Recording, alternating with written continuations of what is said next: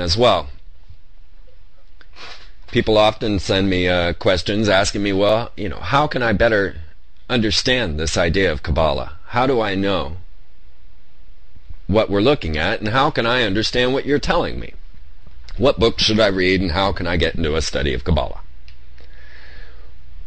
Well, putting all aside any ideas of whether or not Kabbalah is evil, whether this is sorcery or magic, we need to set that all aside.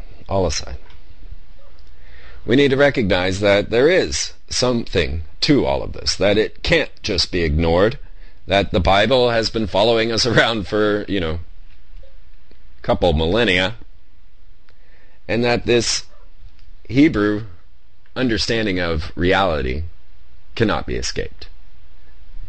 Now we're going to find that the Hebrews, the Jewish people, are behind many of the great significant scientific advancements in the world. Einstein, Oppenheimer, nuclear bombs, CERN, ABC. You may not know that. Robert Iger, who runs old Walt Disney, is Jewish as well. And, after this show tonight, I'll actually give you a few minutes head start even. After the show tonight, there will be the premiere of the new, restored extraterrestrial series from ABC, which is, of course, owned by Walt Disney, which is ran by Robert Iger, who is Jewish.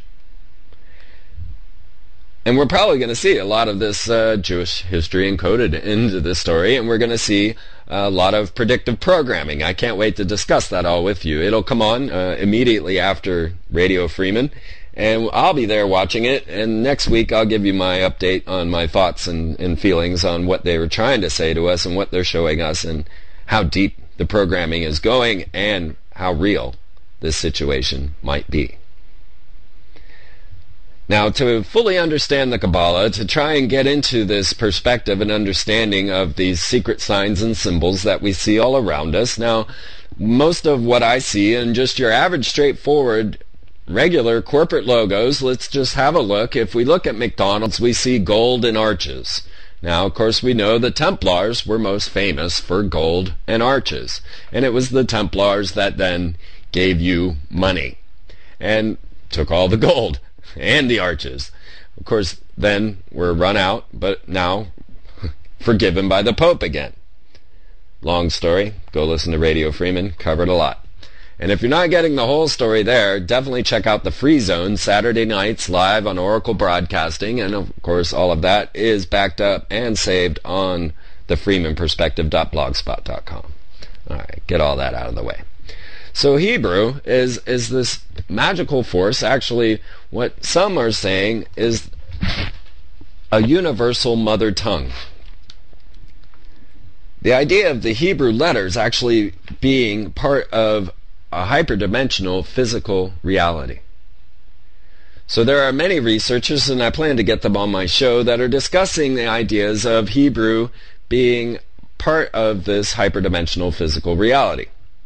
So in that you would take a torus spiral, and you can look into this, and you take the torus spiral and turn it in different ways, and actually the light that would shine through it would generate the Hebrew alphabet. The Hebrew alphabet is all made of 22 letters, that then each have incorporated in them a separate power of God. Then you throw in with this different universal codes that come within this, such as the 72 names of God. Now these are 3 letters that signify 3 forces: a positive charge, a negative charge, and a ground.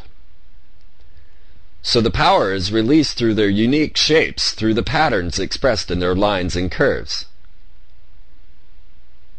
The 3-letter sequence that forms each of the 72 names operates much like a cable transmitting various blends of energy. Now if you realize the Hebrew word for letter actually means pulse or vibration. And of course at the beginning of the Bible we have, in the beginning was the word, or the pulse, or the vibration. They say that these 22 letters existed before creation and were used as mediums to transfer energy from the upper worlds, the spiritual realm we do not perceive, to our physical world.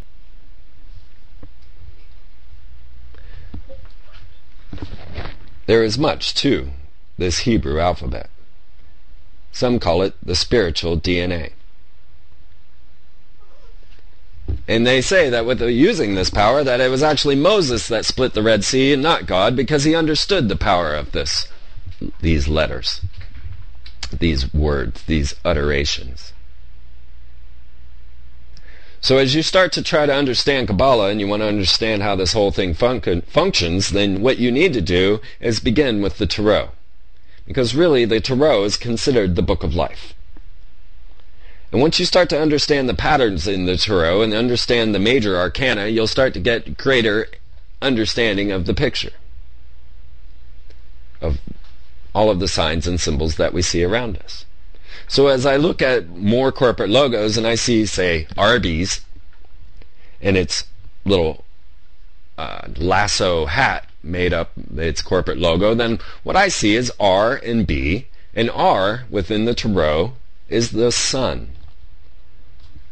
So the letter R, Resh, equals the sun in the Tarot and is the 19th card. And then B, of course, is Beth, or in the Tarot, it is the magician. So when you see RB, you'll see sun magician with a cable tow, or the noose that a mason wears around his neck when going through his ritual. We can go through each and every one of these corporate logos, starting to look at each one of these in this fashion. Not simply through the Tarot, of course you have to have an understanding of Masonic ritual to connect all of the pieces together. So as you start to look at the Tarot, you start with the major arcana. It's probably the best way to begin, and you just take 1 through 21, or 0 through 21, making up the 22 letters of the Hebrew alphabet, and you watch as the progression goes along, as you go from the Fool to the Magician to the High Priestess to the Empress to the Emperor, and on. And if you want to get a little deeper insight on how I felt this all related to my life, check out my show, The Chronicles of Freeman. You'll find that on freemantv.com, and I show you how my life has kind of followed these Tarot cards through and up to right now the Hierophant, which I seem to be at this point as my teacher to you. Next is Lover, so I'm truly excited about that. But each of the letters within in the Hebrew not only have a title such as Aleph, Beth, Gimel, Daleth, Ha, Wa, and on through the letters, they also have a meaning. And so as you look at the letter A, it actually means ox. Or you look at the letter B, it means house. Or the letter G, camel. And this is where I got my understanding for the camel cigarette pack. So when you look at a camel cigarette pack, you'll see that the Great Pyramid is missing. You only have 2 of the pyramids in the picture.